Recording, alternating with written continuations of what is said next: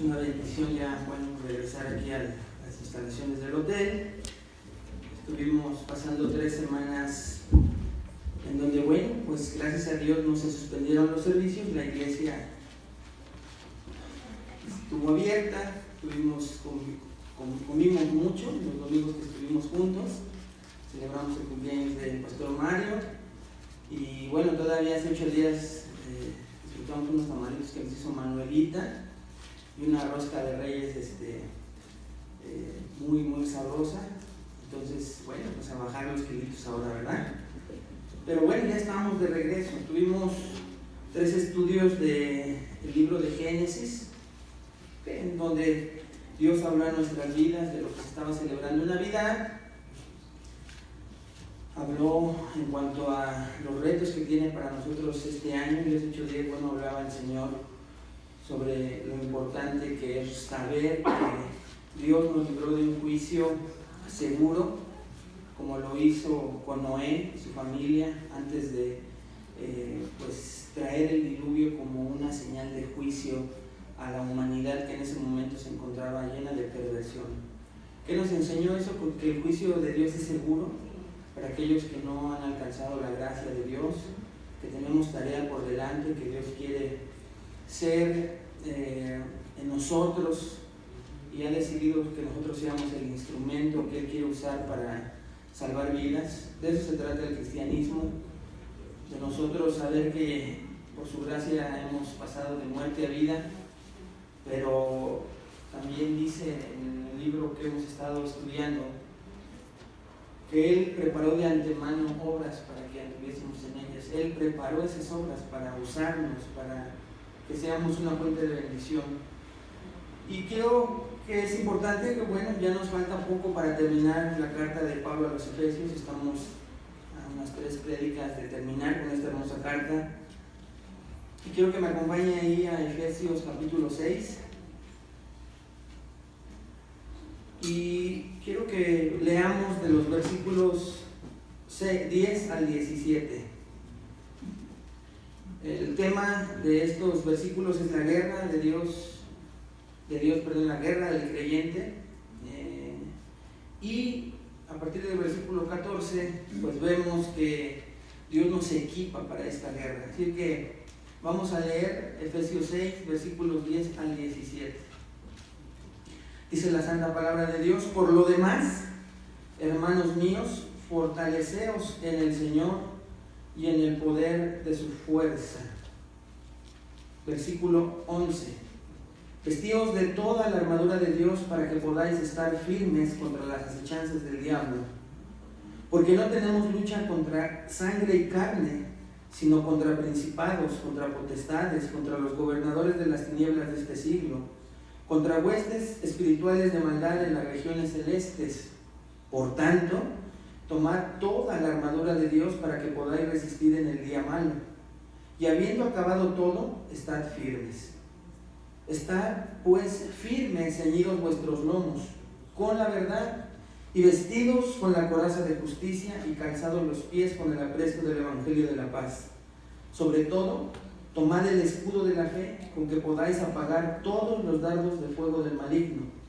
Y tomad el yelmo de la salvación y la espada del Espíritu, que es la palabra de Dios. Vamos a orar. Padre, te damos gracias por esta mañana, este domingo, Señor, que podemos agradecerte por estar escuchando tu palabra, tu mensaje que tienes para nosotros. Gracias por el amor manifestado, Señor, en que podemos congregarnos libremente. Y a pesar de tantas dificultades internas, luchas, pecados, Señor, con el cual batallamos, tú sigues fiel, nos sigues sosteniendo, Señor, y aún a pesar también de todas las cosas externas que pasan a nuestro alrededor, Señor, en nuestra familia, en nuestra comunidad, en nuestro propio país, tú tienes a bien siempre, Señor, mostrarnos a través de tu bendita palabra que estás con nosotros, que tienes todo bajo control, Señor, y que podemos confiar en que tus promesas son reales para nosotros, tus hijos.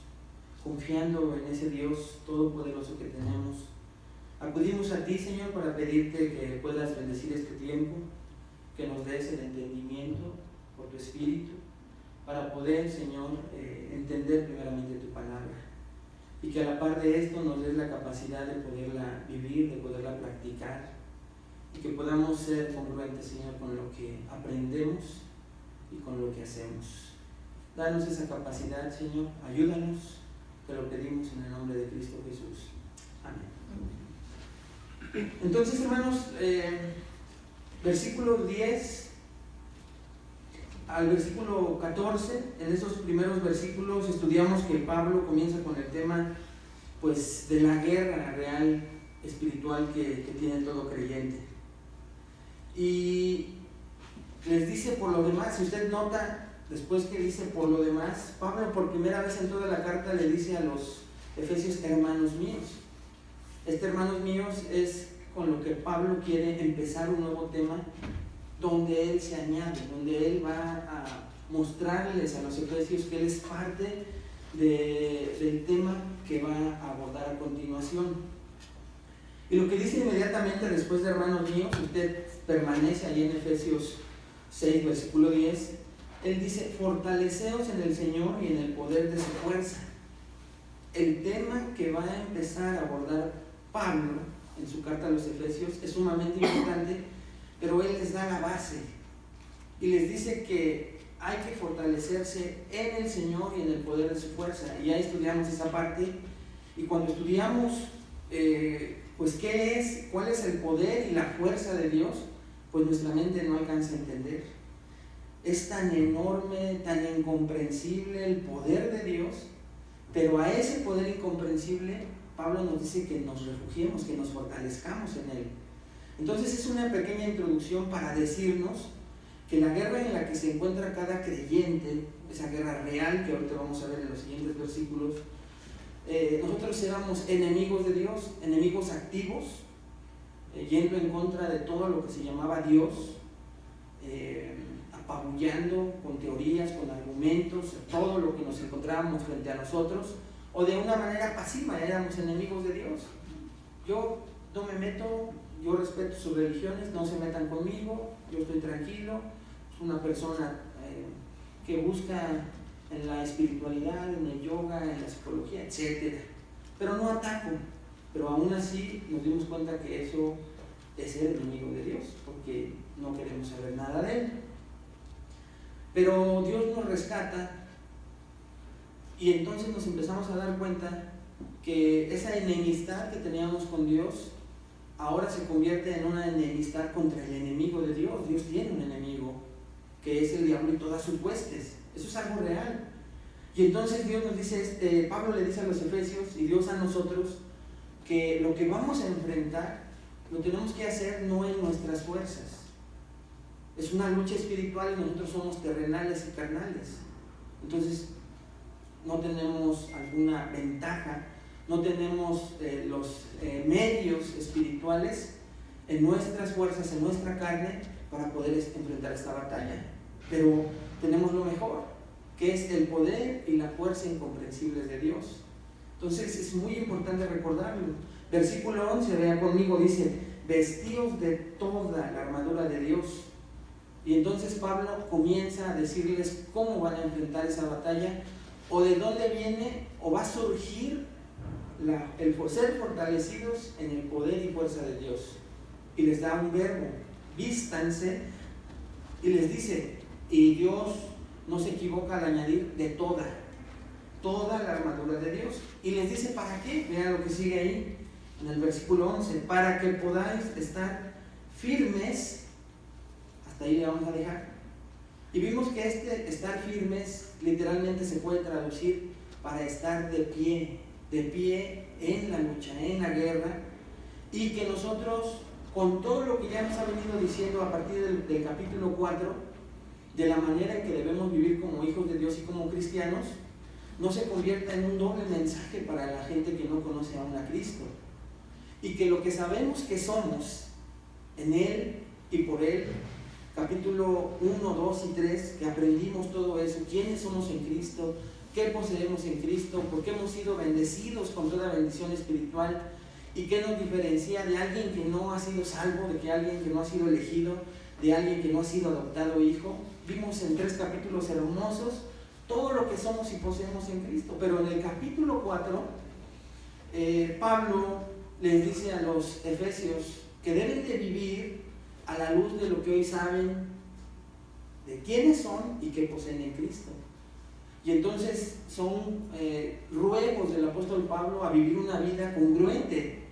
Y entonces cuando nosotros no tenemos estas armas espirituales con las cuales Dios nos dotó, no las conocemos o las hemos entendido mal en cuanto a lo que es la armadura de Dios, lo que hacemos es que no estamos firmes, no damos un testimonio correcto allá afuera o como debería de ser, y lo intentamos porque amamos a Dios y no queremos fallarle, pero fallamos más cuando desconocemos esto, cuando desconocemos cuáles son las armas que Él nos ha dejado para poder estar firmes, para poder estar de pie, para que nuestro testimonio sea congruente y entonces pueda ser la manera en que a los demás les antoje la vida cristiana, en que les llamen la atención, se quieran involucrar en algo que ven en nosotros. Entonces dice ahí para que podáis estar firmes, pero dice, fíjese, versículo 11, contra las acechanzas del diablo. Y ahí por primera vez se menciona al enemigo de Dios. Y acechanzas es la palabra griega metodeia, y estos son métodos, de ahí surge la palabra métodos. Entonces Satanás tiene métodos ya preestablecidos con los cuales ataca a los cristianos.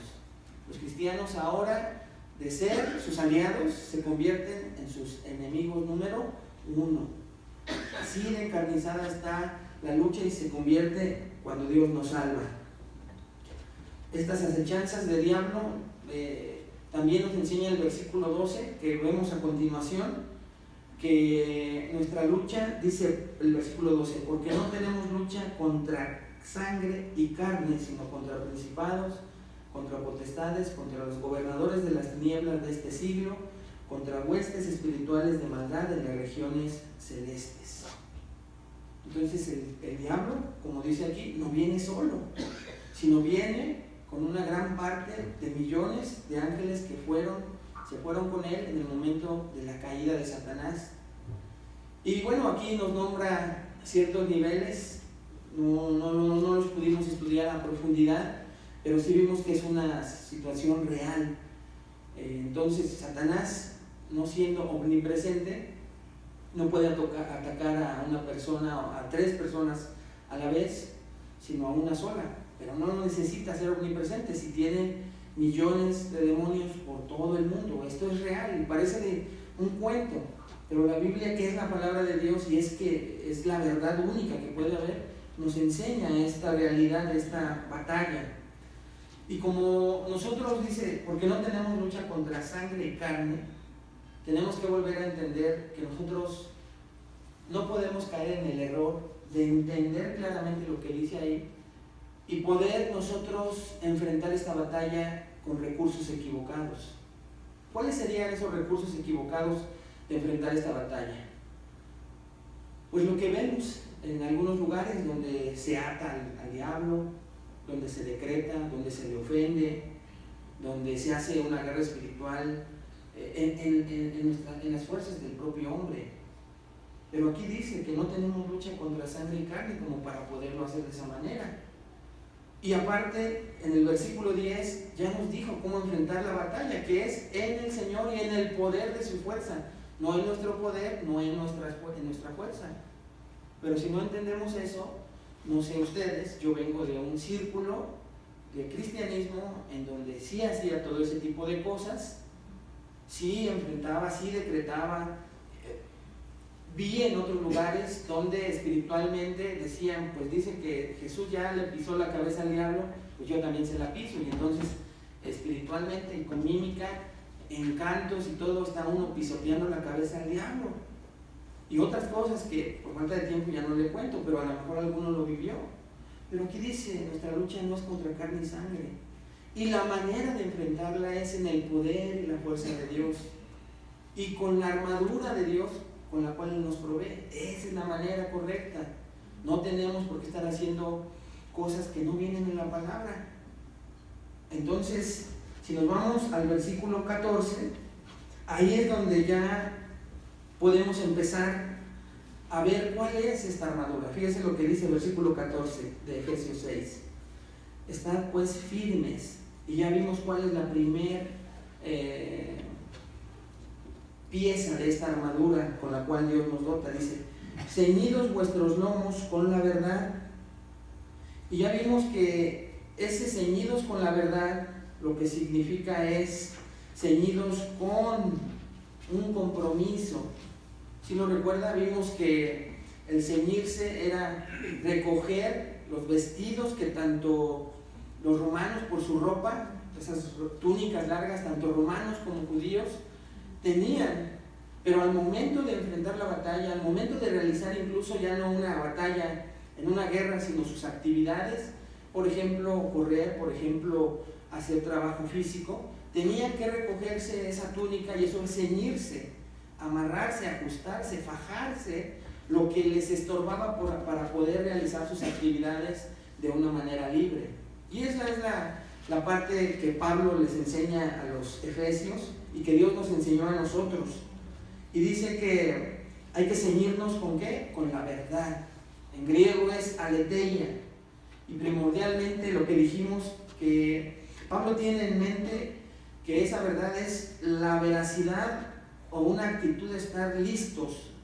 Pero si usted lo quiere aprender de una manera más sencilla, es un compromiso sin hipocresía. Ceñirse es comprometerse, y esa era la parte por la cual tanto romanos como judíos se ceñían sus ropas para estar comprometidos con la tarea que les iba a ser encomendada.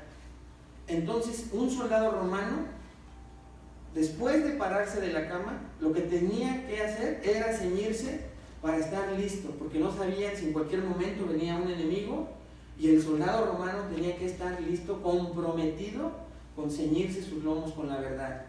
Y ese es el compromiso, ese es cómo se ciñe entonces el cristiano verdadero, el cristiano genuino, porque toda esta armadura es para un cristiano genuino.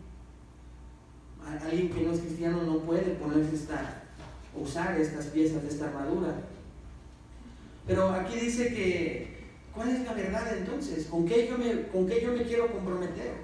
Para tener puesto ese cinto de la verdad, para estar comprometido, ¿a qué verdad se refiere? Y recordando que lo que vimos y estudiamos es que se conlleva dos cosas. El primer compromiso es con las doctrinas cristianas, porque ellas comprenden la verdad y todas apuntan a Cristo.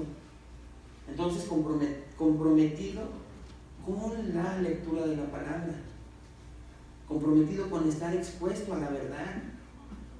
Y ahí es cuando podemos darnos cuenta que un cristiano no puede enfrentar la batalla allá afuera sin esa verdad en su vida. Y meditamos y reflexionamos un poco en cuántos cristianos pueden estar diciendo que aman a Dios, pero no están conociendo a Dios durante la semana. No se están fajando, no se están ciñendo la verdad, para que al ceñirse la verdad puedan derribar las mentiras que nos ofrece este mundo, las mentiras que el mundo nos ofrece, en donde entre comillas vamos a ser más felices, completos, plenos, pero nosotros sabemos que esa plenitud solo la encontramos en Cristo, que vivimos muchos años buscando cómo llenar huecos vacíos en nuestro interior, cómo no encontrar la paz, y al ser salvos encontramos esa paz que sobrepasa todo entendimiento, pero solo la pudimos encontrar en Cristo. Pero Satanás va a querer seguir atacándonos a través de sus demonios con un sistema establecido para decirnos que Dios fue mentiroso, que podemos conseguir la felicidad de otra manera. Pero ¿cómo vamos a vencer esas mentiras? Con la verdad de la palabra. Y el ejemplo era Jesucristo, ¿sí lo recuerdan?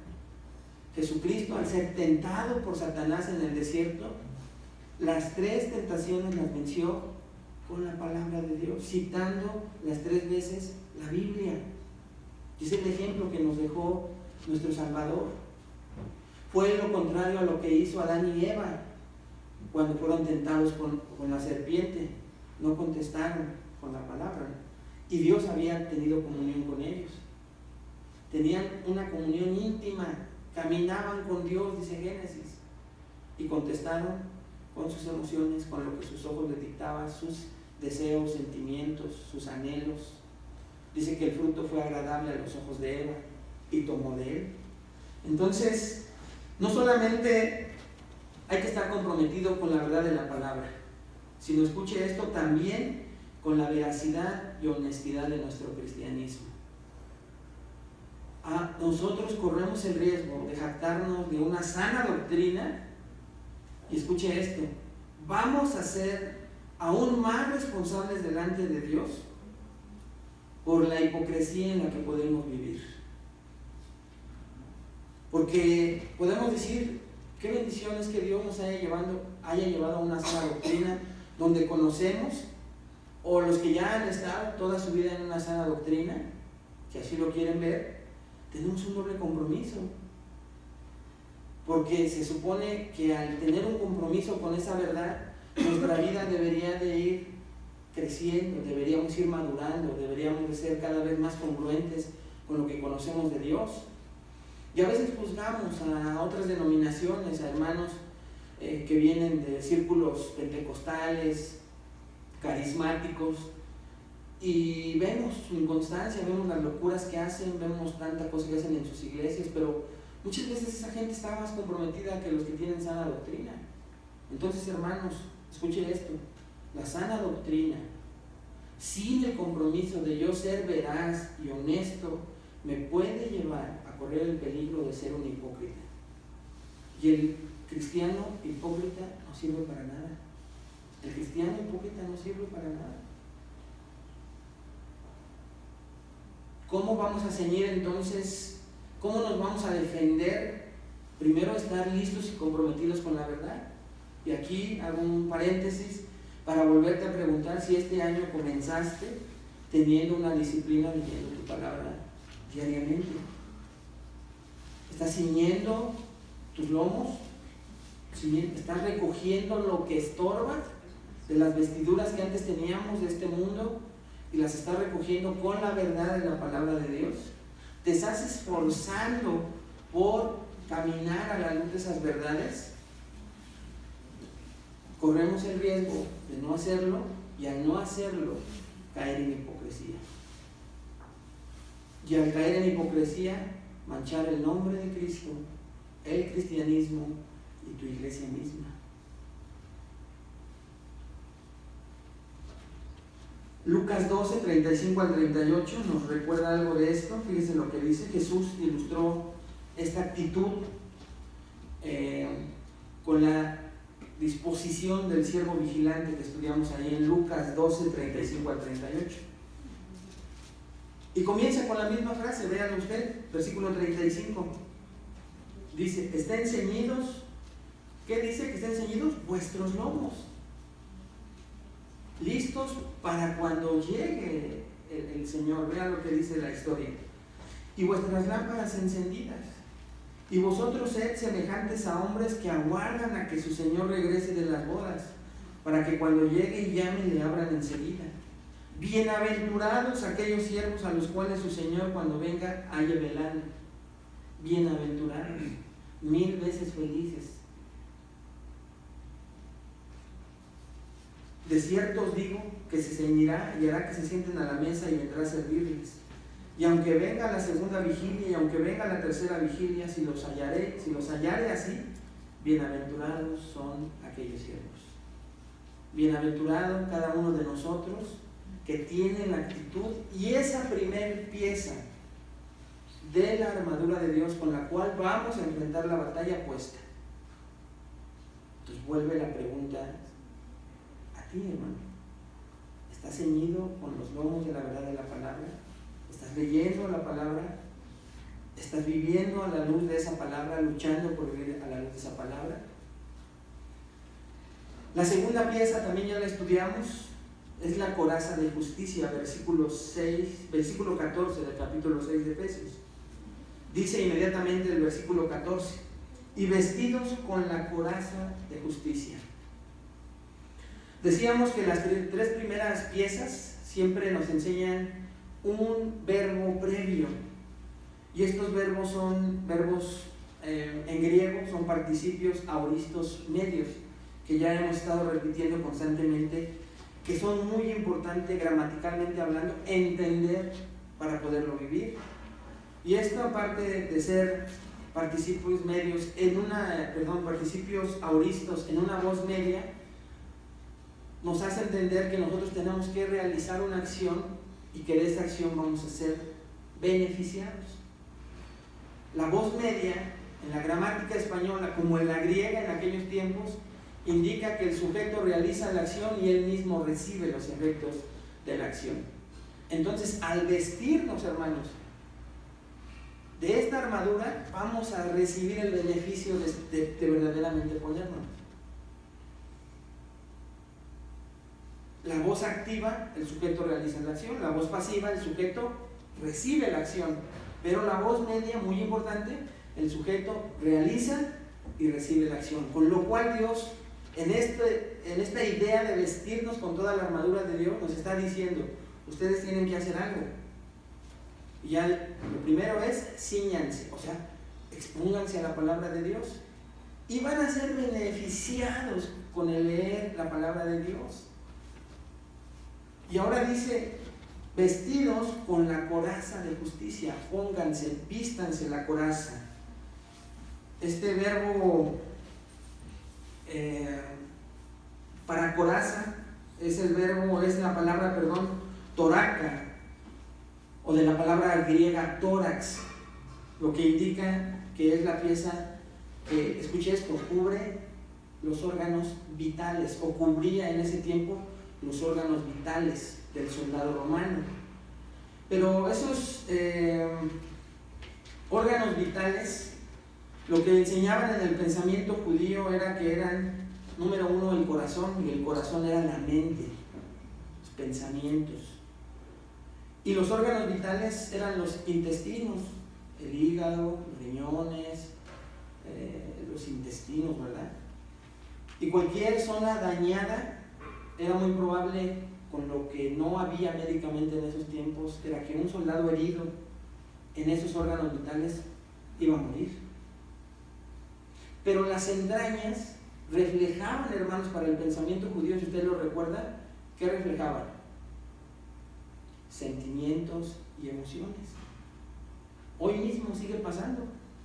Y les ponía yo un ejemplo cuando lo estudiamos, más a detalle, que normalmente cuando tú haces muchos corajes, empieza tu estómago a reaccionar.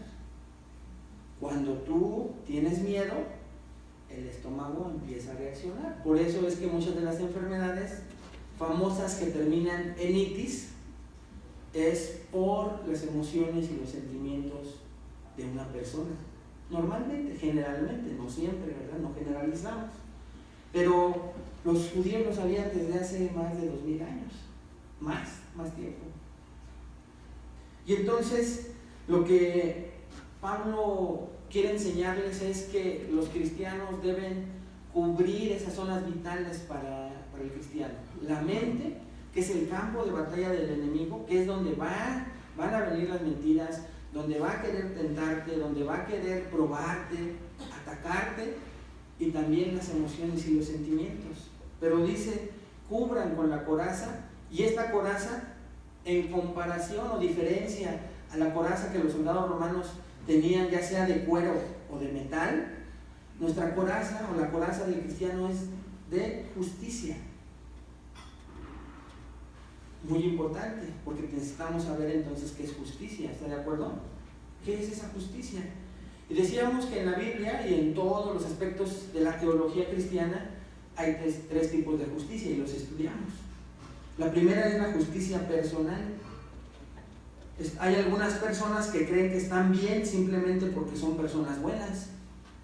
Repito, la justicia personal es cuando hay cierto tipo de personas que creen que están bien porque son personas buenas, pero son personas buenas a la luz de su propia perspectiva, de su justicia personal. Pero escuche esto, tristemente, aunque ellos piensen, porque son buenos a sus propios ojos, en su justicia personal, que al morir van a estar con Dios. Esas personas, no lo digo yo, lo dice la Escritura, se van a ir al infierno, van a estar separadas eternamente de Dios. ¿Por qué? Porque son buenas a sus propios ojos.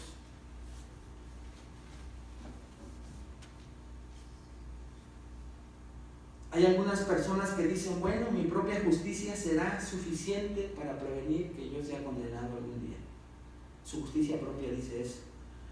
¿Cómo vemos una ilustración tan hermosa? Lo vimos en Lucas 18, 10 al 14. Vamos a recordar lo que dice esta ilustración que nos enseña esto. Dice Lucas 18, 10 al 14. Dos hombres, es una historia relatada por Jesús mismo, vea lo que dice. Dos hombres subieron al templo a orar. Uno era fariseo y el otro publicano. Hacemos una pausa rápidamente. El fariseo era un hombre religioso en ese tiempo. Era un hombre espiritualmente visto como alguien santo, como alguien consagrado a las cosas de Dios. Y el otro era publicano. El publicano era un pecador de lo peor en esos tiempos. Pero ambos hombres subieron a orar. Continuamos con la historia. El fariseo, puesto en pie, oraba consigo mismo de esta manera: Dios, te doy gracias porque no soy como los otros hombres, ladrones, injustos, adúlteros, ni aún como este publicano. Ayuno 2 veces a la semana, doy diezmos de todo lo que gano. Vea el contraste, versículo 13.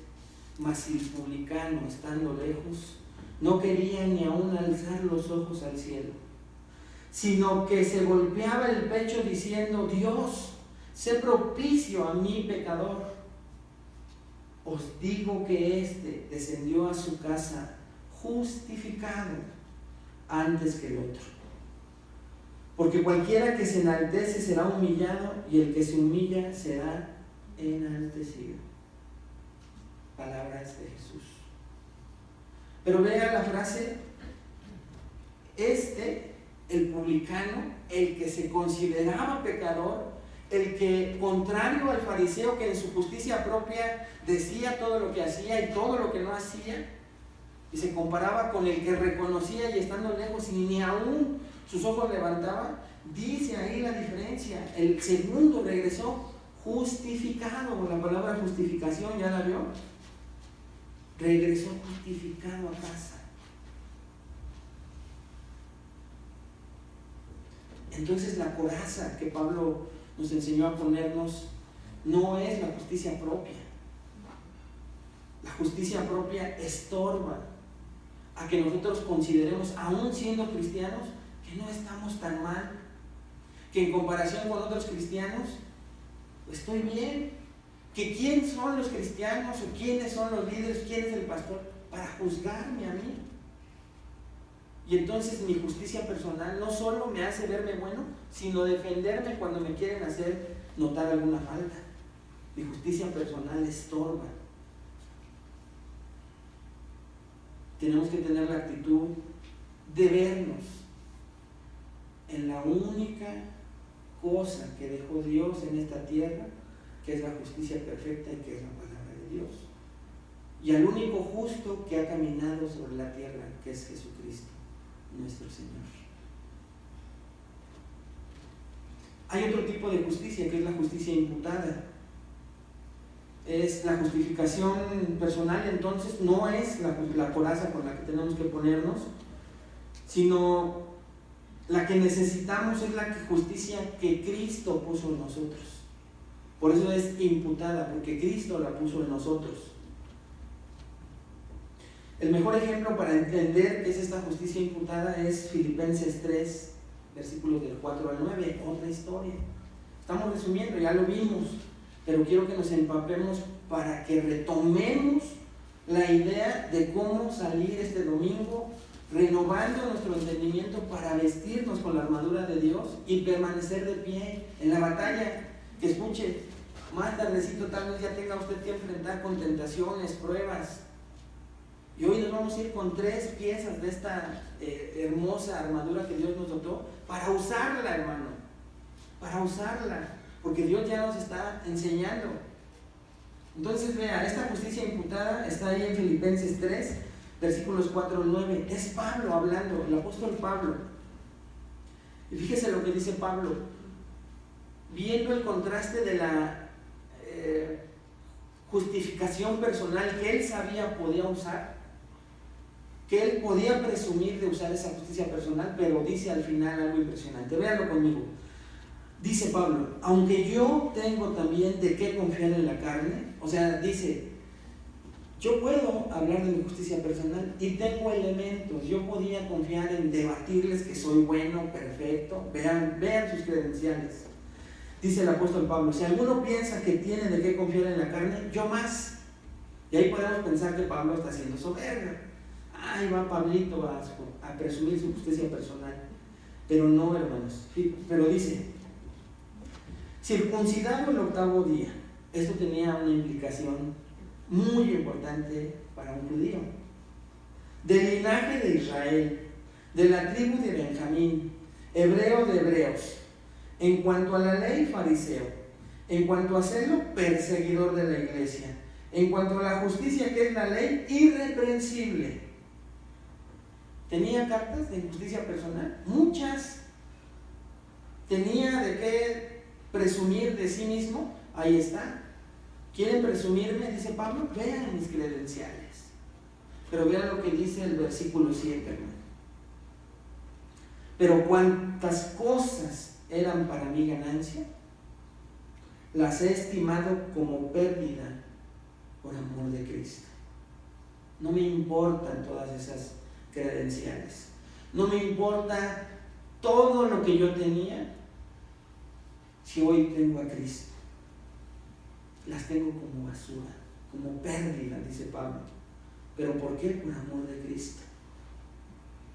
Contrario, recuerda al joven rico, que él hacía muchas cosas y decía, todo eso lo hago desde mi niñez, y una sola y última cosa le pidió Jesucristo y le dijo, vende todo lo que tienes, dáselo a los pobres y ven y sígueme.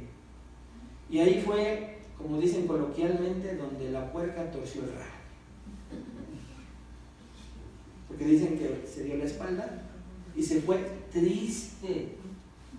El joven rico se fue triste, porque para él esas posesiones eran todo.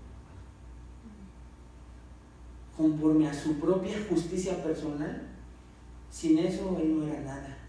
Pero Pablo, con todo lo que tenía, dice, lo tengo por perdido, por basura. Versículo 8, vea lo que dice Pablo. Y ciertamente aún estimo todas las cosas como pérdida por la excelencia del conocimiento de Cristo Jesús, mi Señor, por amor del cual lo he perdido todo y lo tengo por basura para ganar a Cristo. Y dice el versículo 9, y ser hallado en él, no teniendo, ahí viene la palabra, ¿qué dice ahí? Mi propia justicia, que es por ley, sino la que es por la fe de Cristo, la justicia que es de Dios por la fe. ¿Qué significa esta palabra que no se entiende? Fui salvo. Entonces, por haber sido salvo, justificado, porque la justificación es salvación, teológicamente eso significa, no me importa haber perdido todo si hoy soy salvo. Esa es la justicia imputada. Y esa coraza sí nos debemos de poner, hermanos. Esa es la coraza que debemos de ponernos. Recordar que hemos sido sacados de la muerte a vida, pero con todo lo que implica, con muchos cambios que en un principio no nos costaban trabajo, pero que escuche esto, hoy en la guerra espiritual que tenemos, el enemigo va a querer volver a querer seducirte, va a querer volver a decirte, te equivocaste de camino, perdiste prestigio, nombre, posesiones. Ven, mira, y te va a volver a poner el fruto, te va a poner como a Cristo en la montaña para decirte, mira todo lo que está a tus pies. Y es donde tenemos que responder con la palabra de Dios como lo hizo Pablo. Todo lo tengo por basura, lo tengo como perdido por amor de mi Cristo. Eso es defenderse ante todo lo que te puede ofrecer Satanás. ¿Qué te puede ofrecer, hermano, que no tenga placer temporal solamente y que después tenga sus consecuencias horribles y feas? Todos hemos salido de eso. ¿Cuántas veces cuando no conocíamos de Cristo nos deleitábamos, nos ensuciábamos en el pecado y después venían las consecuencias? Después venían las resacas y Satanás no tenía piedad con nosotros porque quería matar, robar, destruir, como un falso maestro, enseñándonos que eso que estaba frente a nosotros era la vida. Y nosotros caímos en esas mentiras. Y hoy también, de la misma manera, con falsos maestros, el Satanás quiere desviar de la verdad a los cristianos. Por eso es que usted ve a congregaciones donde lo que más les interesa es la prosperidad. Y quienes están predicando, quienes están ofreciendo en los púlpitos, son personas haciendo lo que Satanás hizo con Jesucristo cuando le subió y le dijo: todo esto es tuyo. Si postrado, ¿qué? Me adoras. Qué terrible, ¿verdad? Pero eso pasa cuando nosotros no tenemos puesta la coraza de saber que Dios ya nos justificó y que eso, que todo lo que el mundo nos puede ofrecer, tenemos que evaluarlo a la luz de la palabra para ver si viene de Cristo, si es una bendición de Cristo. Pero cuando no sea de esa manera, tenemos que responder como Pablo, y es puesta esa coraza de decir: no, Dios ya me libró de todo eso. Dios me libró de la seducción, de la vanagloria de la vida, los deseos de los ojos, los deseos de la carne. Dios me ha librado de eso. Y entonces vas a tener puesta tu coraza. De lo contrario, a donde va el enemigo es a que pienses de manera diferente, porque acuérdate que va a tu corazón, a tu mente, a pervertir las verdades del Evangelio para ponerte verdades como lo hizo en Adán y Eva, para que tú creas que esas son verdades. Y otra área vital, tus reacciones como cristiano van a ser diferentes. ¿Has visto cristianos neuróticos? Yo sí. ¿Has visto a cristianos, y hablo por mí, amargados? No traigo la puesta a la coraza algunas veces, hermano, y me doy cuenta porque mis emociones, mis reacciones no son conforme a lo que yo perdí. Y cuando traigo bien puesta esa justicia, que es una justicia progresiva, que es la tercera manera de ponerme una coraza correcta, la segunda imputada, la segunda progresiva, la personal, olvidarme de la personal, es que yo pueda siempre ver cómo reaccionó Cristo.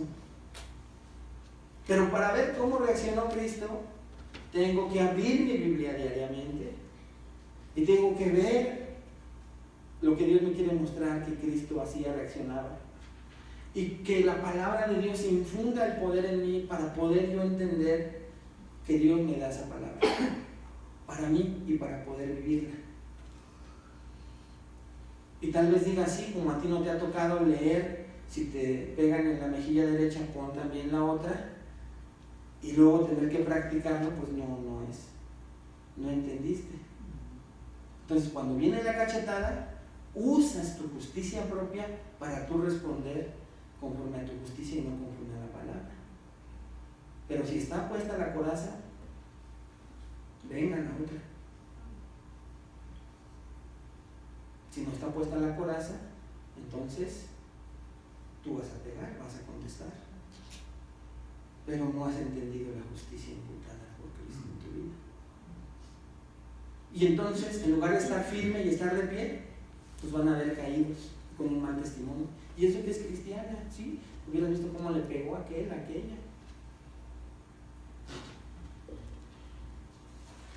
Terminamos de una manera más breve con la tercera pieza, que es para ponernos al corriente del estudio de Efesios y poder seguir con él un poco más exhaustivamente. Dice Efesios 6:15, calzados con el apresto del Evangelio. Entonces ahora, en tercer lugar, calzado, los zapatos. Entonces Este es un concepto, hermanos, tremendo, hermoso lo que vamos a aprender hoy. Dice, calzados vuestros pies con el apresto del Evangelio de la paz, dice Efesios 6:15. Entonces, el calzado para un soldado era súper importante. Hoy, en nuestros días, se ha convertido en algo muy importante el calzado. Hoy donde tenemos alfombra para caminar sin calzado tal vez, carreteras, tenemos piso tal vez en nuestras casas, y a veces, no sé si le ha tocado, no encuentra las sandalias y anda a gusto, descalzo. No lo necesita, pero en ese tiempo, con desiertos, piedras, espinas, el calzado era sumamente importante, y más en la guerra. Entonces, esto es muy, muy importante porque antes podía depender del calzado de un soldado su vida. Y hoy parece que también en los jóvenes, ¿verdad? Porque hoy los tenis y las marcas y lo que puede tener un zapato, ¿no? O ya no sea un tenis, sino un zapato con cierta comodidad y de cierta marca, de cierto diseñador, se ha convertido en algo sumamente importante, pero para tu vida egocéntrica y carnal, más que, y no porque sea malo, si lo puedes tener, Dios te bendice, hazlo, está bien. Me refiero a los excesos, ¿sí me entiende, verdad? A ese tipo de avaricia en donde depende muchas veces la vida de las personas de qué tipo y marca de zapatos o ropa tenga para poder sentirse mejor.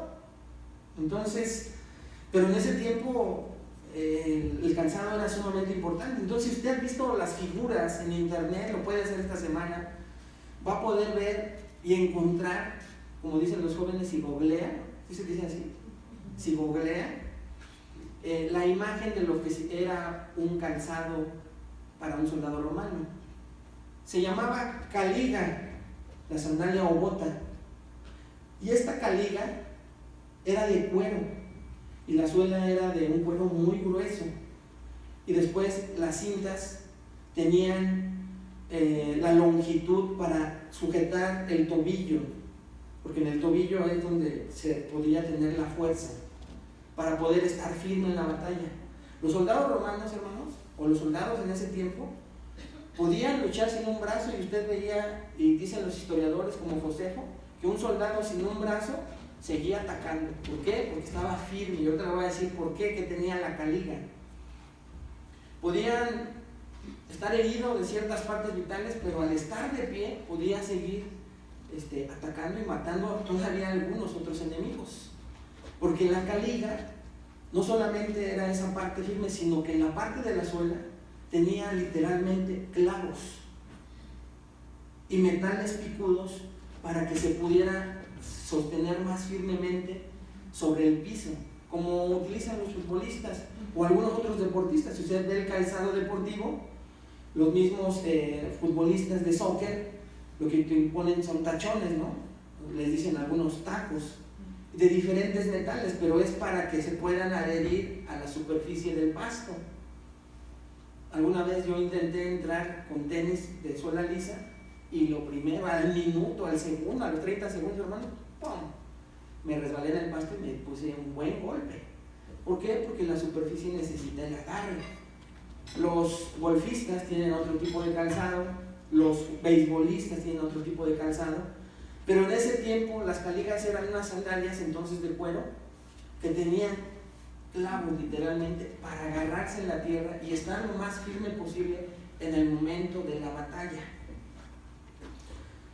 Tenía que ser tan gruesa y con esos metales porque había unas trampas que los enemigos ponían, como hoy en las guerras ha visto las minas. Los soldados van caminando y se encuentran minas. En ese tiempo lo que había era trampas en donde al pisarlo salían unas espinas de alrededor de, escuche bien, 30 centímetros de largo que había en esas zonas, y de un diámetro aproximadamente de 3 a 4 centímetros de ancho las púas, las espinas. Pero eran trampas que al pisar salían, y entonces las calígulas detenían las trampas, porque si a un soldado lo herían en el pie, era como decir, ya tenemos ventaja sobre él, porque no tenía firmeza, no tenía agarre. Entonces la calígula era sumamente importante en esos tiempos. Escuchen lo que dice un comentarista. era de tal importancia el calzado, quienes lo usaban, porque usaban una semibota con una suela gruesa que tenía especie de clavos y estaba amarrado a los tobillos. Y después tenían tiras que se amarraban en todas direcciones de tal manera que estaba tremendamente apretada debido a su pie. Y en la parte de abajo tenía especie de clavos pequeños, pedazos de metal que salían desde la parte de abajo. Ahora escuche lo siguiente. Usted puede tener ahí su cinto, todo apretado, listo para la batalla, porque está comprometido con la verdad y por querer vivir la verdad. Y tiene puesta su coraza, porque tiene el compromiso de obedecer a Dios de acuerdo a su palabra, en la justicia perfecta que está en la palabra, y cada vez menos en su justicia propia. Y está comprometido tanto con la verdad y vivir la verdad, como obedecer de acuerdo a la palabra de Dios. Pero, a menos que pueda usted estar de pie, usted se va a caer. Y entonces debe tener una base sólida. Las dos primeras, sin la última, nos va a hacer caer. ¿Por qué? Si regresamos ahí al versículo 15 otra vez, cuando dice calzados con el apresto del Evangelio de la paz, es que sus pies deben estar calzados con la disposición, esa es la palabra griega, aprestos, listo, equipado. Es mantener el calzado puesto, eso es lo que está diciendo Pablo, deben estar equipados, deben estar preparados, esa es la idea.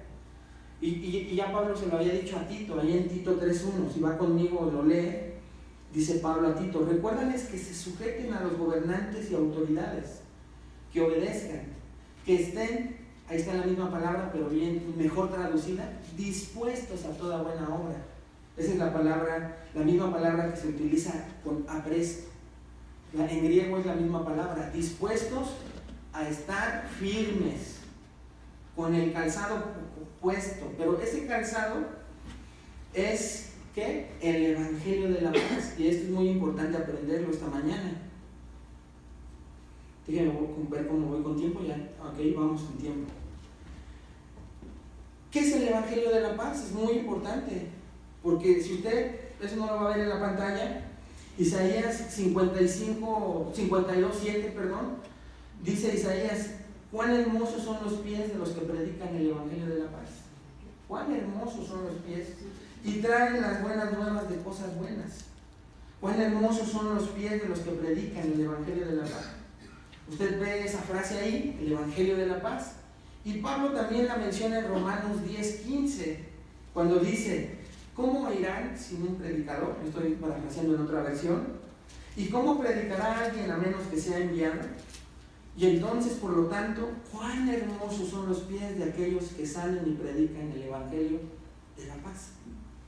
Muchos intérpretes han interpretado, a la redundancia, han visto o dicho que lo que significa aquí es que tener puesto el calzado del Evangelio de la paz es salir y evangelizar. Pero eso es un error de interpretación. ¿Cómo nos damos cuenta? Número 1, Efesios 6 no está hablando de predicar el contexto, está hablando de una guerra, ¿está de acuerdo? No está hablando de alguien que tiene que salir a algún lugar, sino de permanecer firme. Ese es el contexto correcto. Y lo ve en la primera frase, o la primera palabra del versículo 14, vea y regrese tantito. Dice, estad pues firmes. Entonces, en lugar de salir e ir, no porque sea malo, hay que salir, pero estamos interpretando nuestro texto. Y aquí el contexto dice que tenemos que estar firmes, bien afianzados al Evangelio de la paz. Entonces no se trata de ir a evangelizar, lo vamos a hacer, pero en el contexto correcto, esto es de lo que se trata. Acompáñenme por favor a 1 Corintios 16:13. Ahí Pablo le dice a los corintios lo siguiente: velad, estad firmes en la fe, portaos varonilmente y esforzaos. Ese es el creyente en un conflicto con Satanás.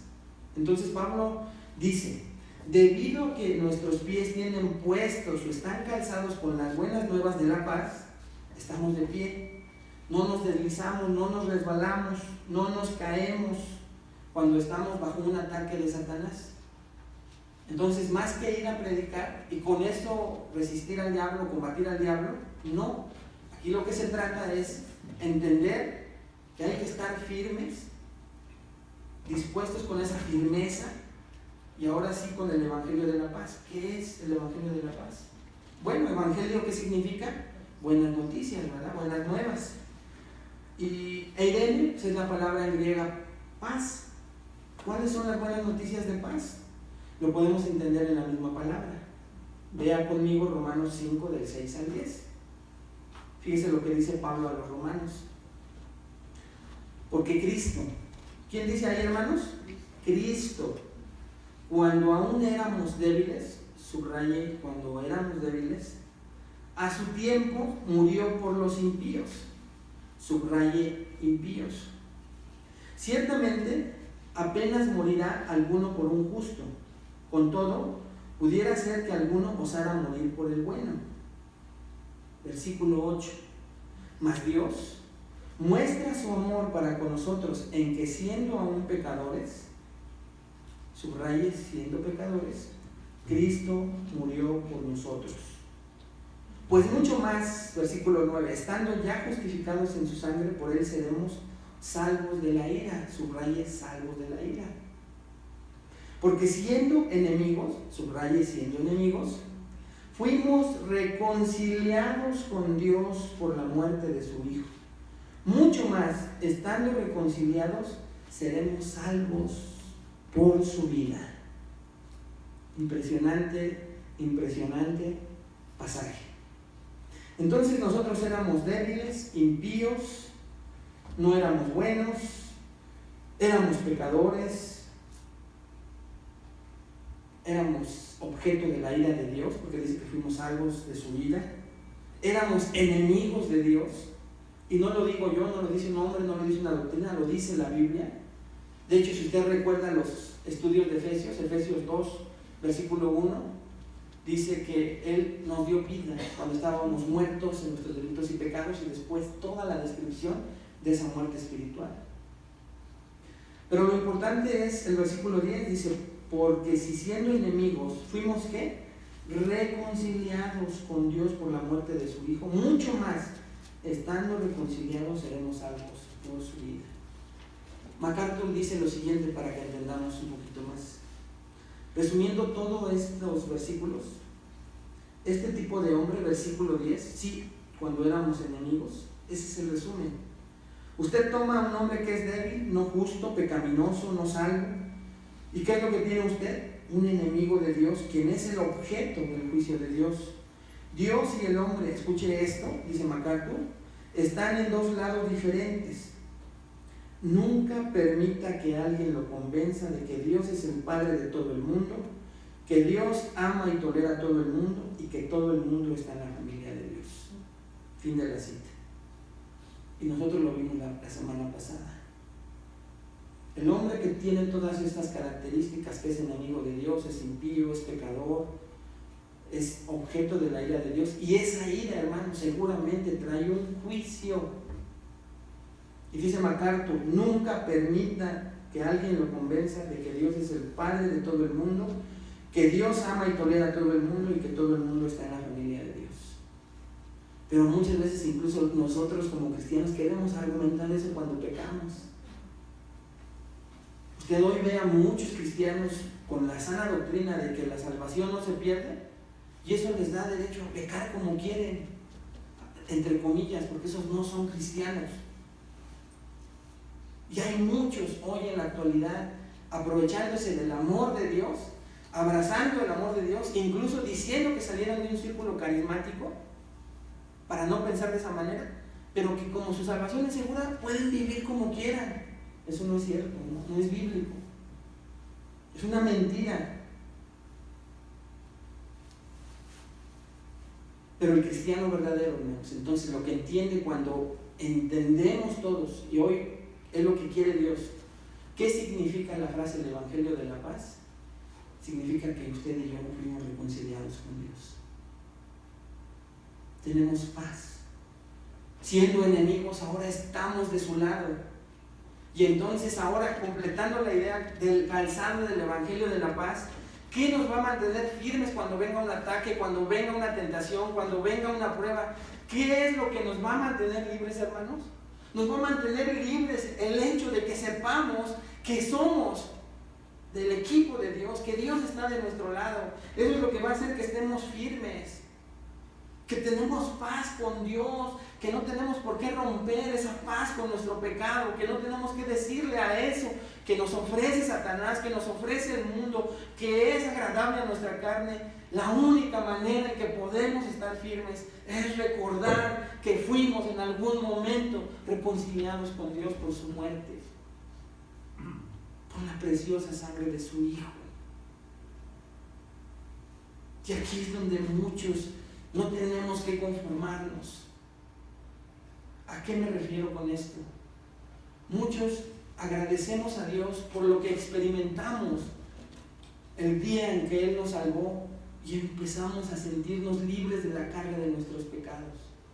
Empezamos a sentirnos ligeritos, perdonados, pero no seguimos investigando, escudriñando en cuanto a qué significa el tener paz con Dios. Y entonces nos limitamos a hacer lo que hicieron con nosotros y decirle a la gente: ¿quieres recibir a Cristo este día? Sí. Y la gente de buen corazón recibe a Cristo y tiene la paz que tú y yo tuvimos y hay arrepentimiento y fe. Pero necesitamos seguir discipulando y seguir estudiando, hermano, para saber lo que significa el Evangelio de la paz, porque somos objeto de esa paz. Somos amigos de Dios, hermanos. Jesús dice que ya los llamaré ¿cómo? ¿O cómo los voy a llamar ahora? Amigos, hermanos. Si cuando éramos enemigos, cuando éramos débiles, injustos, pecaminosos, no salvos, éramos objeto del juicio de Dios. Vean lo que dice Romanos 5:11. Y no solo esto, sino que también nos gloriamos en Dios por el Señor nuestro Jesucristo, por quien hemos recibido ahora la reconciliación. El Evangelio entonces es que el hombre y Dios estaban en guerra, y Dios estaba en el lado contrario, en contra del hombre, como dijo Jesús: si no estás conmigo, estás contra mí. Nosotros estábamos contra Dios. Pero el Evangelio es eso, la verdad de que éramos enemigos de Dios, estábamos contra Dios, estábamos en guerra con Dios, pero el Evangelio de la paz es que hubo reconciliación con Dios. Cristo trajo paz de la enemistad que teníamos con Dios. Termino con 2 Corintios 5:19. Dice Pablo que Dios estaba en Cristo reconciliando consigo al mundo, no tomándoles en cuenta a los hombres sus pecados, y nos encargó a nosotros la palabra. ¿De qué dice ahí, hermano? De la reconciliación. Tenemos que ir a decirle al mundo el Evangelio completo, el Evangelio de la paz completo. Es decirle a las personas que Cristo trajo paz, que Dios se puede reconciliar con ellos si ellos creen y ponen su fe en Cristo Jesús. Pero nosotros tenemos que apropiarnos de esa verdad cuando seamos tentados. Quiero terminar con esta ilustración y orar.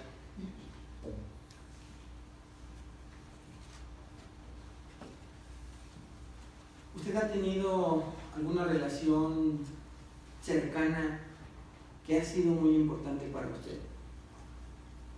Que ha permanecido durante algún tiempo, o la tiene tal vez la tiene, ¿no? Su cónyuge, sus hijos, sus padres. Esa relación importante, hermanos, es diferente cuando hay paz, ¿no es cierto? Hay armonía, comunicación, muestras de amor, de cariño, pero de repente hay un conflicto. un desacuerdo, y ese conflicto provoca distanciamiento. Imagínense a un hijo ofendiendo a un padre. El hijo sabe que está mal con el papá y empieza a perder la paz, ¿no es cierto?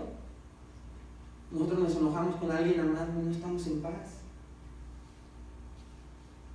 Y entonces somos objeto de correr el riesgo de que se empiece a meter en nuestra cabeza un juicio personal sobre el problema, la situación, que estemos viendo más que hace la otra parte, y eso se va agrietando cada vez más y hay una separación en la relación.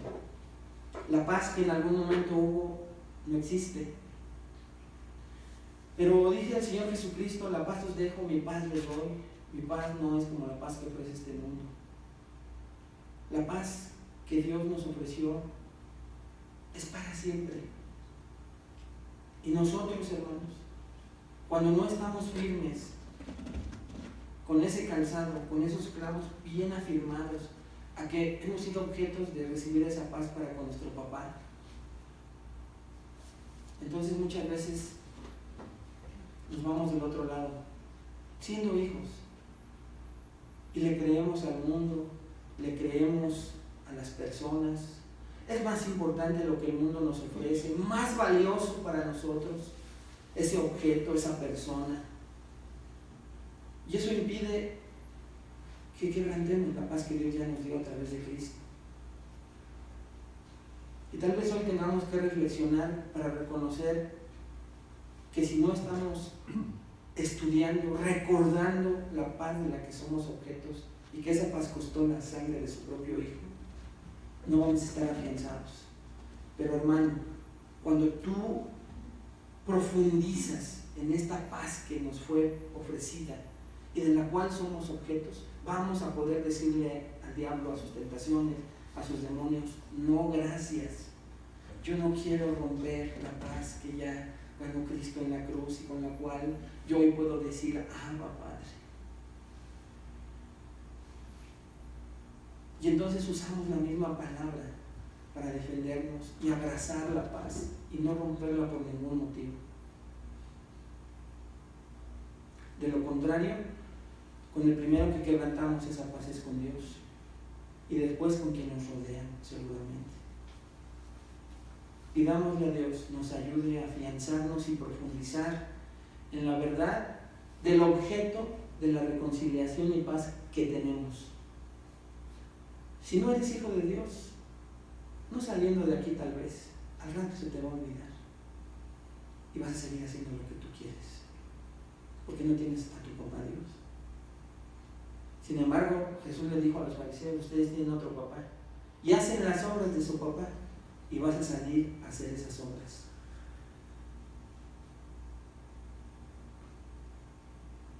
Vamos a orar. Bendito Dios, ten misericordia de nosotros, Señor.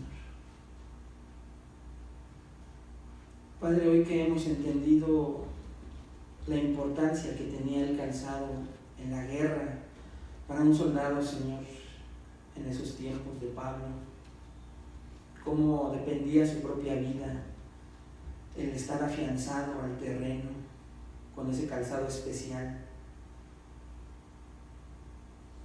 Padre, haznos entender por tu gracia que tú nos pides que nos calcemos, que estemos dispuestos a calzarnos con el Evangelio de la paz ahora que lo entendemos.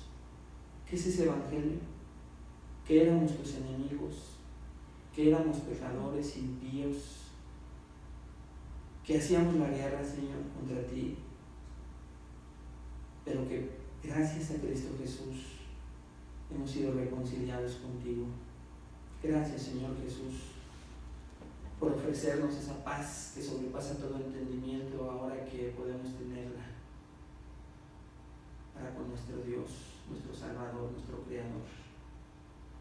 Esta mañana queremos reconocer que muchas veces perdemos esa paz porque no estamos bien afianzados a recordar ese enorme Evangelio, profundizar en él, Señor, empaparnos, amarlo verdaderamente, sino que nos conformamos con ya estar de este lado y ya no leemos, ya no meditamos en el enorme privilegio de haber recibido paz. Y que al estar capacitados, instruidos por tu palabra y por esa paz que nos has ofrecido y de la cual somos objeto, podamos resistir las acechanzas, los ataques de Satanás y sus huestes. Te damos gracias, Señor. Y te pido esta mañana que pongas en nosotros ese compromiso real que provenga de ti, Señor, y que la motivación sea el amor que decimos tenerte, para que vayamos y nos ciñamos con la verdad. Tengamos el deseo, Señor, de no ser hipócritas, de conocer y no hacer, sino que nos dé la capacidad de estar frente a tu palabra, memorizando tu palabra, escudriñándola, reflexionando, para que entonces las mentiras que provengan del mundo, del diablo, de sus demonios, podamos verlas claramente a la luz de la verdad de tu palabra. Enséñanos a vivir justamente, Señor, a obedecer, a tener esa coraza, y tanto nuestros pensamientos como nuestras emociones y sentimientos protegidos por la justicia reflejada en tu palabra. Perdónanos cada vez que hemos usado nuestra justicia propia para reaccionar, hablar, para tomar decisiones. Perdónanos, en alguna manera aquí todos lo hemos hecho, pero queremos ponernos verdaderamente esa coraza y cubrirnos de los ataques del enemigo, viendo lo que hacía Jesús, cómo pensaba, cómo hablaba, cómo reaccionaba Cristo, que es el único justo en esta tierra. Enséñanos a meditar y ser obedientes como Él lo fue en esta tierra. Y juntos, Señor, firmes con la paz que tú nos has dado, podamos calzarnos con ese evangelio del cual hemos sido objeto, y que no querramos perder nunca esa paz que tú ya nos has dado, Padre Santo. Te pedimos todo esto en el nombre de Cristo Jesús. Amén. Gracias, hermano. Buenos días. ¿No va a haber Santa Cena? No.